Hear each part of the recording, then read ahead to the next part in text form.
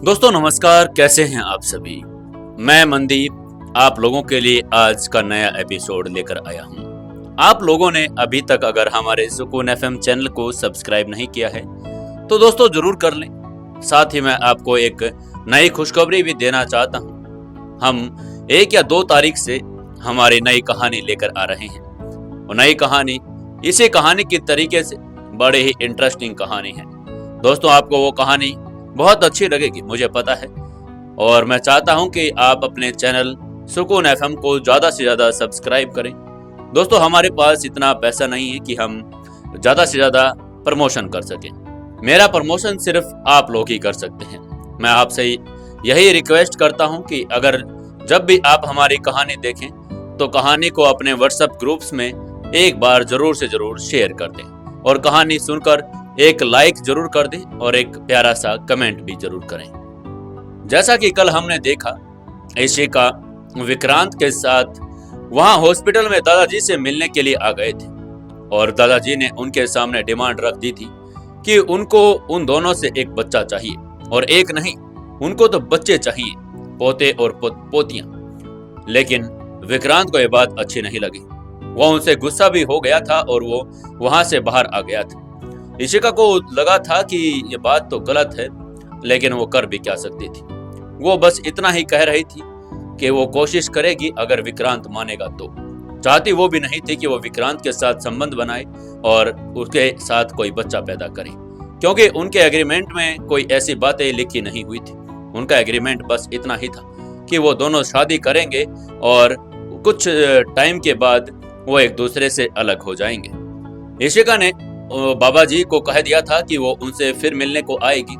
तभी उसके बाहर आने के बाद बाबा जी ने जिमी को कॉल किया और उनसे कहा कि आप कल मुझसे मिलने आइए, और इशिका के आने से पहले। जिमी को भी लग रहा था कि कोई ना कोई तो खास बात जरूर होगी, नहीं तो चेयरमैन ऐसे तो कभी उसको ऐसे बुलाते नहीं थे। अब आगे सीओ से शादी के 23वें एपिसोड में आपका स्वागत है। चलिए शुरू करते हैं कहानी। इधर इशिका बाहर आने को हो रही थी, तभी दिल्ली की सर्द सर्द हवाओं में शाम की गहरी चुप्पी पसरी हुई थी। ग्रोवर हवेली की ऊंची ऊंची दीवारों के बीच एक लंबा दालान, जहां पर हल्की हल्की रोशनी में बैठा विक्रांत ग्रोवर अपनी सोच में डूबा हुआ था।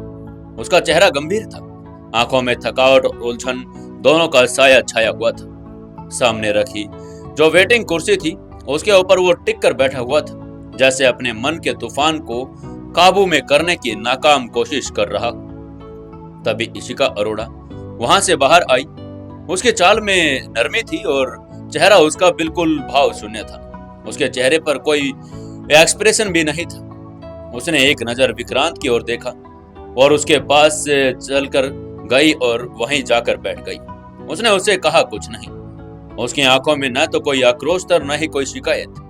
बात तो सिर्फ स्पष्ट शांति की थी, और वो शांति जो तूफान के बाद आती है। विक्रांत को ऐसा लग रहा था जैसे इशिका उसके बाबा के बातों से प्रभावित हो गई है और शायद वो सचमुच इस शादी के लिए एक बच्चा चाहती है, पर शायद दादाजी के लिए या फिर खुद के लिए। वो तो बस एक कठपुतली बन गया था। समझ ही नहीं पा रहा था कि ये क्या चक्कर चल गया है। उसने कभी सोचा नहीं था कि ऐसे भी कोई मुसीबत उसके सर पर आ जाएगी, और जो हर आदेश पर सिर झुकाकर रहता था आज उसे बुरा भी लग रहा था। वो ऐसा सोच रहा था, लेकिन बाबा जी की बीमारी का सहारा लेकर बार बार कोई ना कोई अपनी इच्छा उस पर थोप देते थे। वह बात उसे अंदर तोड़ रही थी। बाबा जी ही ने उनसे कहा था कि वो पहले शादी कर ले, वो बीमार है, अगर वो कहीं कल को मर गए तो वो उनकी शादी नहीं देख पाएंगे। लेकिन अब विक्रांत ने शादी कर ली तो अब उनको बच्चे भी चाहिए। तभी इशिका उसकी तरफ ही देखती जा रही थी। उसने गहरी सांस ली और दृढ़ आवाज में विक्रांत से कहा, चिंता मत करो मिस्टर ग्रोवर, मेरा प्रेग्नेंट होने का कोई इरादा नहीं, कम से कम तुम्हारे कारण से तो बिल्कुल भी नहीं। और जैसे ही ये शब्द इशिका ने विक्रांत को कहे, विक्रांत के सीने के अंदर जैसे कुछ चुभ सा गया। वो शायद वही था जो सुनना चाहता था, लेकिन इशिका के मुंह से ये सुनकर उसे कुछ अजीब सा लग रहा था, जैसे किसी ने उसे वैसा ही आईना दिखा दिया हो जिसमें वो खुद को भी देखना नहीं चाहता था, क्योंकि फीलिंग्स तो उसकी अलग ही थी। वो चाहता नहीं था ऐसा करना, लेकिन कहीं ना कहीं उसके दिल में तो फीलिंग्स तो ऐसी थी ही कि वो अपने परिवार को आगे बढ़ाए। तभी इशिका ने अपनी बात को आगे जारी रखते हुए कहा, और हाँ, हमने तो अभी तक कॉन्ट्रैक्ट पर साइन भी नहीं किए। क्या आपको नहीं लगता कि अब हमें उसे सुलझा लेना चाहिए? उसे तरीके से जो जो शर्तें हैं वो कर लेनी चाहिए पूरी। वो अपनी बात रखकर विक्रांत को साफ साफ शब्दों में बता देना चाहती थी कि उसने ये शादी जो की है वो किसी लालच में आकर या किसी विरासत के लिए नहीं की है। वो इतने लालची लड़की नहीं है, कभी से नहीं रही। उसने तो हमेशा आरव के साथ भी उसके घर में अपने पैसों से ही डेकोरेशन भी की थी। उसके लिए शादी सिर्फ एक समझौता थी, लेकिन उसके जीवन का जो भी फैसला होगा वो अपने आप लेना चाहती थी। वो नहीं चाहती थी कि कल को विक्रांत उसे कुछ कहे और उसे वो मानना पड़े। तभी विक्रांत को भी समझ में आ गया था कि इशिका क्या कहना चाहती है। उसने धीरे से सिर हिलाया और कहा, ठीक है, मैं अपने वकील से कहकर कॉन्ट्रैक्ट तैयार करवा लूंगा। अगर तुम्हारे मन में कोई शर्त है तो मुझे बता देना, मुझे सही लगी तो मैं उसमें जोड़ भी दूंगा। और ये बात सुनकर इशिका को कुछ हद तक शांति मिल गई। वो नहीं चाहती थी कि कोई कागजी रुकावट आए और फिर उसकी फ्रीडम में कोई रुकावट बने। वो हमेशा से स्वतंत्र रहना पसंद करती थी। शादी के बाद भी वो स्वतंत्र रहना ही पसंद करेगी, उसने ये पहले ही ठान रखा था। तभी वो उठी और उसने कहा, क्या अब हम चल सकते हैं? विक्रांत ने भी थोड़ा सा हल्का मुस्कुरा दिया। उसे कहा भी अब थोड़ा सा बोझ तो हल्का हो ही गया था। उसने कहा, ओह हाँ, अरे अभी तो हमें एक्टिंग भी करनी है, चलो। उसने अपना हाथ ऐसे थाम लिया जैसे किसी अनजाने एहसास की डोर पकड़ ली हो। तभी जैसे ही उसने इशिका का हाथ पकड़ा, इशिका को अंदर से कुछ झुरझुराहट से महसूस तो हुई। आज वो सुबह से विक्रांत को लेकर कुछ एम्ब्रेस होती जा रही थी। उसके अंदर कुछ अलग सी फीलिंग चल रही थी। और तभी उसने अपनी आवाज को ऊंचा करते हुए विक्रांत से कहा, देखो मैं ड्राइव करूंगी।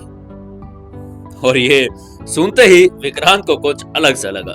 उसको ये विचार इशिका का ठीक नहीं लगा। उसे लगने लगा था कि कहीं पागल तो नहीं हो गई है, और ऐसा क्या इसने कोई खा लिया कि आज ये ड्राइव करेगी। तभी उसने कहा, देखो मुझे नहीं लगता कि अच्छा होगा। इशिका ने पहले तो नाक थोड़ी सी सिकोड़ ली, फिर उसने थोड़ा सा मुस्कुराते हुए उससे कहा, आपको क्या लगता है मिस्टर ग्रोवर, क्या मेरे पास अच्छे आइडिया नहीं होते? क्या मैं कुछ सोच नहीं सकती? या फिर आपको लगता है कि मुझे ड्राइव नहीं आता? मैं ड्राइव कर सकती हूँ मिस्टर ग्रोवर, और बहुत अच्छा। विक्रांत जानता था कि अगर अब वो ना कहेगा तो फिर से एक झगड़ा हो जाएगा, और अब वो इतनी बड़ी परेशानी के बाद सुकून चाहता था, ना कि कोई झगड़ा करना। तो उसने उससे कुछ नहीं कहा और बस हाँ में सिर हिला दिया और कहा, ठीक है, तुम चला सकती हो। इशिका को ये सुनकर बहुत अच्छा लगा।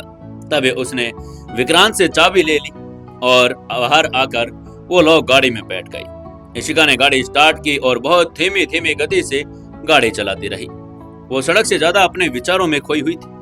गाड़ी का स्टीयरिंग उसके हाथ में था, पर दिशा उसके दिल की भावनाएं तय कर रही थी। जब लोग वो हवेली के सामने पहुंचे, विक्रांत ने बड़े ही तंज भरे शब्द में उससे कहा, ओह गॉड, मुझे तो लगा ही नहीं था कि हम पहुंच जाएंगे। इशिका ने झिझकते हुए उसकी बात का जवाब दिया, मिस्टर ग्रोवर, देखो मैं ज्यादा नहीं चलाती। दरअसल आखिरी बार हाई स्कूल में मैंने गाड़ी चलाई थी, वो भी चोरों की गाड़ी, और मैंने कोई ज्यादा स्पीड में भी गाड़ी नहीं चलाई। वो बड़ी ईमानदार लड़की थी। वो हमेशा अपनी बात को ईमानदारी से कहती और उसको ईमानदारी से कहना ही पसंद करती थी, क्योंकि उसने आज तक कभी झूठ का सहारा नहीं लिया था। इसीलिए उसने बड़े ही साफ शब्दों में अपनी सच्चाई को विक्रांत के सामने रख दिया था। विक्रांत ने जैसे उसकी सच्चाई सुनी, वो उसकी तरफ देखकर मुस्कुरा दिया और बोला, ओके ओके, वैसे तुम यहाँ पर प्रैक्टिस कर सकती हो, पर जब तक तुम यहाँ के मालकिन हो तुम्हें गाड़ी चलाने का मौका मिलेगा नहीं, ना ही तुम्हें जरूरत पड़ेगी। तभी कार को पार्किंग में ले गए और कार पार्क कर दी। इशिका ने सीट बेल्ट हटाई और उसकी ओर देखकर बोली, मिस्टर ग्रोवर, तभी उसने बीच में ही रोक दिया और कहा, क्या तुम्हें अजीब नहीं लगता कि तुम मुझे इस नाम से बुलाती हो? तुम मुझे विक्रांत भी तो कह सकती हो। बेहतर होगा कि अगर तुम इसकी आदत डाल लो। मुझे विक्रांत ही कहना पसंद लगता है। इशिका कुछ देर तक सोचती रही। वो यही सोच रही थी कि विक्रांत उसे वो बोलना चाहिए या नहीं बोलना चाहिए, और जब विक्रांत ने खुद उसे विक्रांत बोलने की परमिशन दे दी थी तो अब करती भी क्या। तभी उसने बुदबुदा कर कहा, विक्रांत, देखा देखा कितना अच्छा लगता है। विक्रांत ने उसकी बात पर जैसे उसने विक्रांत कहा, उसकी मुस्कान में जैसे सच्चाई झलक रही थी। तभी उसने मुस्कुराकर उससे यही कहा। इशिका ने महसूस किया कि आदमी जो भी कठोर और रहस्यमय लगता है वो थोड़ी थोड़ी परतें अब खोलने लगा है। क्या ये असली था या फिर एक बाहर का मुखौटा था? उसे अंदर से विक्रांत कुछ अलग ही दिखाई दे रहा था। कुछ क्षणों की चुप्पी के बाद उसने इशिका ने असली मुद्दा अपना रख दिया और कहा, देखो, मैं अपने काम के बारे में बात करना चाहती हूँ। तभी विक्रांत ने गंभीरता से उसकी तरफ देखा। वो जानता था कि ये टॉपिक उसके रिश्ते के लिए बहुत महत्वपूर्ण हो सकता है, क्योंकि इशिका के साथ ये बात वो पहले भी करना चाहता था और इशिका भी करना चाहती थी, लेकिन अभी तक उनके पास सही समय आया ही नहीं था इस टॉपिक पर बात करने के लिए। अब इशिका को लगने लगा था कि उसे जल्द ही अपने काम के बारे में सोच लेना चाहिए। कहीं ऐसा ना हो कि साल निकल जाए और वो कुछ अपने पर्सनल लेवल पर कर भी ना पाए। तभी विक्रांत ने उससे पूछा, क्या बात है इशिका? मुझे अगले हफ्ते अपना रिज्यूमे वापस करना है। आपने कहा था कि आप कुछ ऑप्शंस देंगे। मैं सुनना चाहती हूँ कि वो क्या है, इससे पहले कि मैं अपनी पुरानी नौकरी पर लौट जाऊं। मैं चाहती हूँ कि आप जो भी सोच रहे हैं वो मुझे बता दें। तभी विक्रांत ने बिना देर किए जवाब दिया, इशिका, मुझे लगता है कि तुम अपना होटल खोल लो। और जैसे ही इशिका ने विक्रांत के मुंह से यह बात सुनी, उसे विक्रांत के शब्दों पर विश्वास ही नहीं हो रहा था। कुछ क्षणों के लिए तो वो बिल्कुल स्तब्ध रह गई थी। उसके भीतर का जो एक सपना वो फिर से जाग उठा था। अभी कुछ सालों पहले से ही उसने अपना यह सपना देखा हुआ था कि एक दिन बड़ी होकर वो इतने पैसे कमाएगी और उन पैसों से अपना एक होटल बनाएगी, जिसके अंदर वो लोगों को ऐसा ऐसा खाना बनाकर खिलाएगी जो लोग आज तक कभी खा नहीं पाए थे। वो एक बेहतरीन शेफ भी थी, इसलिए वो चाहती थी कि उसका होटल उसके नाम से बने। तभी उसे इस बात पर बहुत ही ज्यादा एक्साइटमेंट हो गई। उसने एक्साइटमेंट में विक्रांत से पूछा, क्या सचमुच? वो अपने आप से लगातार यही पूछती जा रही थी कि क्या अब उसके पास इतनी स्वतंत्रता आ गई है कि वो अपनी तरीके से अपनी जिंदगी जी सकती है और किसी को उसकी जिंदगी में कोई हस्तक्षेप करने का मौका नहीं मिलेगा। विक्रांत ने भी उसको ये बात जैसे ही कही तो उसके चेहरे पर भी खुशी झलक आई थी। वो उसका चेहरा देख रहा था कि किस तरीके से जैसे उसने कहा कि वो अपना काम कर सकती है, तो उसने उसके चेहरे पर बड़ी ही खुशी और आतुरता देखी थी। वो देख रहा था कि इशिका इस बात से इतनी ज्यादा खुश हो गई है। आज से पहले वो किसी भी बात पर इतनी खुश नहीं हुई थी। और विक्रांत हमेशा यही समझता था कि अगर किसी का सपना है तो वो उसे पूरा करना चाहिए। कहीं ऐसा ना हो कि उसकी उम्र निकल जाए और वो सपना पूरा ना हो, क्योंकि पूरा ना होने पर उसे पूरी जिंदगी फिर पछतावा भी रहेगा। और वो नहीं चाहता था कि 1 साल या 2 साल के लिए जब तक वो लड़की उसके साथ रहे तो कहीं वो ऐसा ना हो कि अपने सपनों को मार दे और आगे चलकर वो कुछ कर भी ना पाए। इसलिए वो चाहता था कि साथ के साथ वो अपना काम भी करे और अपना जो फर्ज जो कॉन्ट्रैक्ट किया है वो अभी निभाए। अभी आपको क्या लगता है दोस्तों, क्या इशिका अपना होटल खोल पाएगी या नहीं? क्या होगा अपनी इस आगे की कहानी में? जानने के लिए जुड़े रहिए सुकून एफएम चैनल के साथ। दोस्तों, एक लाइक, एक शेयर और एक कमेंट जरूर से जरूर करते रहें। हेलो दोस्तों, सीओ से शादी के 24वें एपिसोड में आपका स्वागत है। चलिए शुरू करते हैं कहानी। जैसे ही विक्रांत ने इशिका को कहा कि वो अपना काम कर सकती है, इशिका के चेहरे पर खुशी लौट आई थी। इशिका अरोड़ा का जीवन भर यही सपना था कि वो एक अच्छा सा होटल और अपनी रसोई, उसमें अपने हाथों से बने हर व्यंजन की खुशबू से महकता माहौल बनाए। वो एक मास्टर शेफ बनना चाहती थी। किसी बड़े नाम या पद की वो भूखी भी नहीं थी, बस अपने हुनर को लोगों के सामने स्वाद तक पहुंचाना चाहती थी।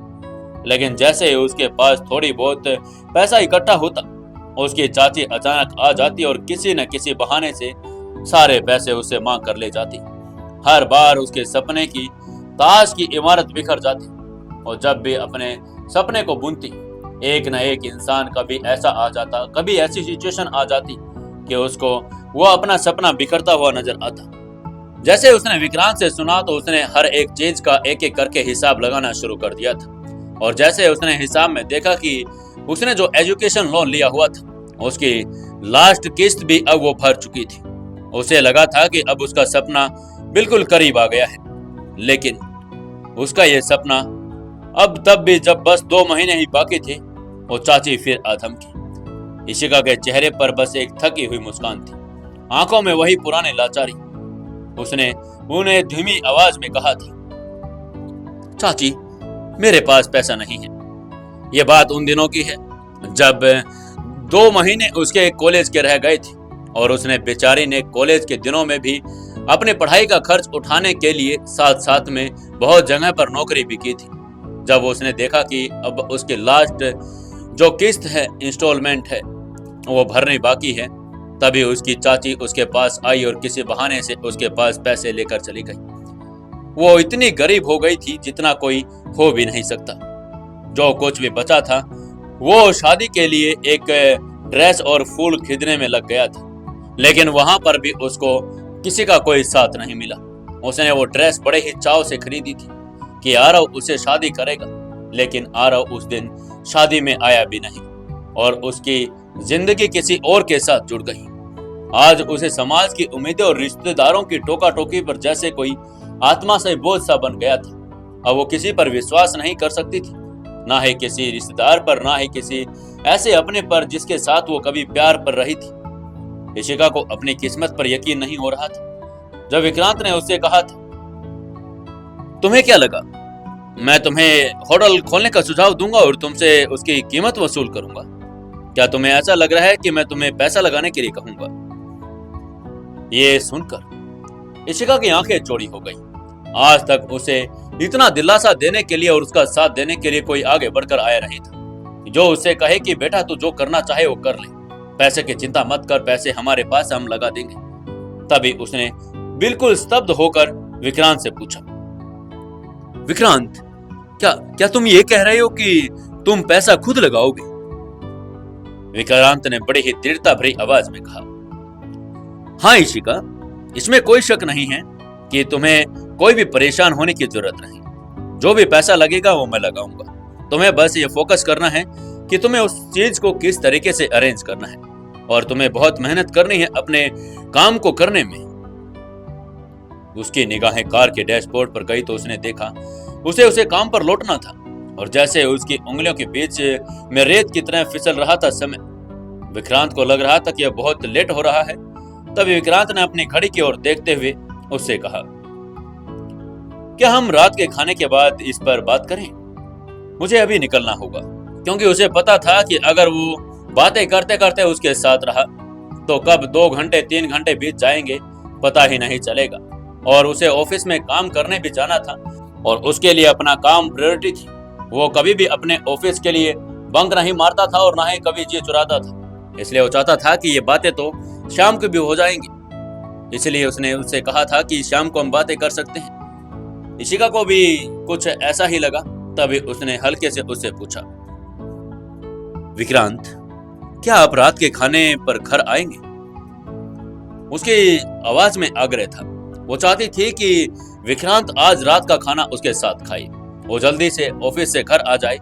वो उससे उम्मीद भी कोई बांधना नहीं चाहती थी, इसलिए वो उससे पूछना ही ठीक समझती थी। तभी विक्रांत ने उसकी ओर देखकर बड़े ही सहजता से कहा, हाँ जरूर, एक काम करना, स्टाफ से कहकर कुछ हल्का फुल्का तैयार करवा लेना। मैं रात को कुछ ज्यादा भारी खाना नहीं खाता हूँ, इसलिए कुछ हल्का ही तैयार करवाना। और ये सुनते ही इशिका के चेहरे पर चमक आ गई। उसने आज तक ये उम्मीद नहीं की थी कि विक्रांत उसके साथ इतना पोलाइटली बिहेव करेगा और वो उससे कहेगा कि तुम खाना बना लेना, मैं घर आऊंगा। क्योंकि अक्सर पति पत्नियों में ऐसा ही होता है। पति अपने ऑफिस से फोन करता है, डार्लिंग आज ये बनाना, मैं ऑफिस से आज जल्दी आ रहा हूँ। और इतना सुनते ही हमेशा पत्नी खुश हो जाती है, क्योंकि पत्नी को बस प्यार ही चाहिए होता है। उसके लिए कोई बड़ी से बड़ी चीजें मायने नहीं रखती, उसके लिए बड़े से बड़े गिफ्ट मायने नहीं रखते। उसके लिए सिर्फ मायने रखता है तो अपने पति का 2 टाइम प्यार से बातें करना। इशिका को भी यह सुनकर बड़ा ही अच्छा लगा था। तभी उसने एक्साइटमेंट में उससे कहा, हाँ thank you so much Vikrant, आज मैं खाना खुद बनाऊंगी। वो फिर अचानक बोल पड़ी, ये लोग ट्रोल और आलसी इंटरनेट लोग हैं और कुछ भी नहीं जानते, लेकिन दूसरों के जीने के बारे में बुरा महसूस करवाते हैं। मुझे कुछ अच्छा नहीं लग रहा। विक्रांत ने उसकी ओर देखा। उसकी मुस्कुराहट में कुछ ऐसा था जैसे वो भीतर से संतुष्ट हो गया था, शायद खाने की वजह से और शायद उसके लिए खाना बनाने की वजह से, क्योंकि आज इशिका उसके लिए अपने हाथ से खाना बनाना चाहती थी। इसलिए वो बड़े प्यार से उससे पूछना भी चाह रही थी कि वो सही समय पर घर पर आएगा या नहीं। तभी इशिका ने उत्साह से उससे फिर कहा, मैं बहुत अच्छा खाना बनाती हूँ। तभी विक्रांत ने मुस्कुराकर कहा, ओके फिर। तभी इशिका ने झुकते हुए कहा, फिर क्या, घर जल्दी आना ताकि हमें खाने के लिए समय मिल जाए और हम सोने से पहले उसको पचा भी लें। तभी विक्रांत ने सिर हिलाया और उससे कहा, ओके बाबा, अब ठीक है, मुझे अब काम पर भी जाना है। ठीक है, मुझे निकलने दो। तभी इशिका ने दरवाजा खोलकर वो वहां से गाड़ी से उतर गई और उसने कहा, ठीक है, मैं भी जा रही हूँ, आप जाइए और शाम को मिलते हैं। वो कहकर पीछे मुड़कर देख ही रही थी, तभी कार का पिछला हिस्सा उसकी आंखों से ओझल हो गया। विक्रांत कार को लेकर ऑफिस की ओर निकल चुका था। उसे समझ नहीं आ रहा था कि विक्रांत को अचानक उसके हाथों के बने खाने में इतनी दिलचस्पी कैसे हो गई थी। लेकिन एक बात तो तय थी, इससे वो खुद को थोड़ा और इंसान समझने लगी थी, क्योंकि अब धीरे धीरे कर विक्रांत उसकी रिस्पेक्ट करने के लिए आगे आ रहा था। वो उसे बड़े ही पोलाइटली तरीके से बात भी करता जा रहा था। घर लौटकर उसने सबसे पहले खुद को तरोताजा किया, फिर वो अपने हाथों से खाना बनाने की तैयारी शुरू करने लगी।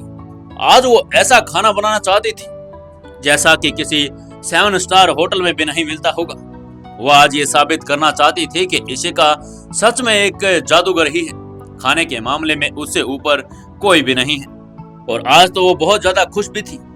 उसके पति विक्रांत ने उसके हाथों का खाना खाने के लिए मान गए थे और वो चाहती थी कि आज वो अपने पति को ऐसा खाना खिलाए जैसे कोई कभी उसने सोचा भी नहीं था। वो अपने पति के लिए बेहतरीन परोसकर बहुत खुश थी। अशोक ग्रोवर की कही बात उसके बार बार जहन में भी घूम रही थी। शायद एक दिन विक्रांत भी उसकी ओर अट्रैक्ट हो जाए। लेकिन क्या वो इस कॉन्ट्रैक्ट के टाइम पीरियड में ऐसा कर पाएगी और क्या विक्रांत उसके पास आ पाएगा? वही सोचती जा रही थी। उसने हर खाने के लिए छोटे छोटे बर्तनों में बिल्कुल सजा कर रखा। तभी उसने रसोई के जो भी स्टाफ थे उनको डायरेक्शन दिया कि जब तक विक्रांत न आ जाए कोई भी खाना मेज पर न लगाया जाए।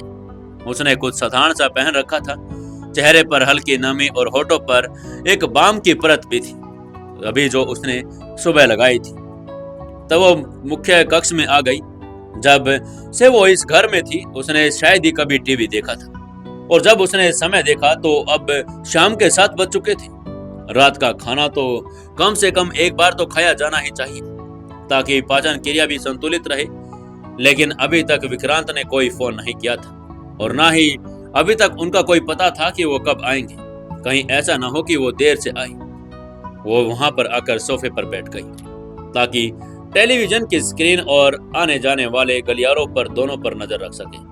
वो ये एक कंपनी के मालिक के मिलने की प्रतीक्षा करना अब रोज की आदत बनती जा रही थी, क्योंकि जब जब उसे लगने लगा था कि वो विक्रांत के साथ खाना खाएगी बैठकर, उसी दिन से विक्रांत लेट आना शुरू हो गया था। विक्रांत उसके साथ बैठना नहीं चाहता था, ना ही खाना खाना चाहता था, और आज वो उसका वहीं पर बैठकर इंतजार कर रही थी कि वो कब आएगा।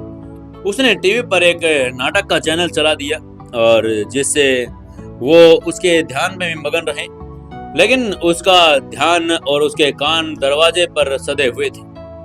तभी एकदम से दरवाजा खुला। विक्रांत अंदर आया। उसकी नजर सबसे पहले सोफे पर झुके इशिका के छोटे से शरीर पर पड़ी। उसने जल्दी जल्दी से काम खत्म किया ताकि वो समय पर लौट आए। वो सो रही थी। वो शायद थक गई थी। जब उसने पास आकर देखा तो इशिका लगभग सो चुकी थी। उसने कुछ पल उसकी ओर फिर देखा और फिर धीरे से आगे बढ़ गया। वो उसे जगाने के लिए हाथ बढ़ाना चाहता था, लेकिन रुक गया। और जैसे ही उसने किसी अनसीन रेखा को उसे छूने से रोक दिया हो, तभी वो मुड़ा और उसने स्टाफ को बुलाकर कहा, इन्हें जगाइए। तभी किसी एक नरम आवाज ने उस इशिका को पुकारा, मैडम, मैडम। इशिका की अब आंखें धीरे धीरे खुलने लगी थी। उसे एहसास हो गया था कि कोई उसे जगाने की कोशिश कर रहा है, लेकिन उसे यह नहीं पता कि वो सो कैसे गई और कब सो गई। घर का एक स्टाफ मेंबर उसके सामने झुका हुआ था। विक्रांत उसके बिल्कुल पीछे खड़ा था। उसके बाल भीगे हुए थे और शायद अभी अभी वो नहाकर आया था और वो सब कुछ तैयारियां कर चुका था। वो सोच रहा था कि सबसे पहले जाकर वो अपना फ्रेश हो जाएगा, उसके बाद ही वो इशिका को उठाएगा। इसलिए वो अपना सबसे पहले जाकर फ्रेश हुआ और उसके बाद इशिका को उठाने के लिए उसने एक स्टाफ मेंबर को बुला लिया था। जैसे ही इशिका को जागते हुए देखकर स्टाफ ने आदरपूर्वक प्रणाम किया और वहां से हटकर चला गया। इशिका ने नजर उठाकर देखा, विक्रांत बिल्कुल सामने ही खड़ा हुआ था और विक्रांत की आंखों में देखकर मुस्कुराई, लेकिन उसके मन में यही सवाल चल रहा था, इन्होंने मुझे खुद क्यों नहीं जगाया? क्या वो खुद जगा नहीं सकते थे या फिर वो किस बात से कतरा रहे हैं? क्या वो मुझे इतना दूर का मानते हैं कि वो मुझे हाथ भी लगाना पसंद नहीं करते? बहुत सारे सवाल उसके दिमाग में तैरने लगे थे, लेकिन किसी भी सवाल का जवाब उसके पास था नहीं। फिर भी उसने सोचा कि अभी इन सवालों का क्या ही लेना देना।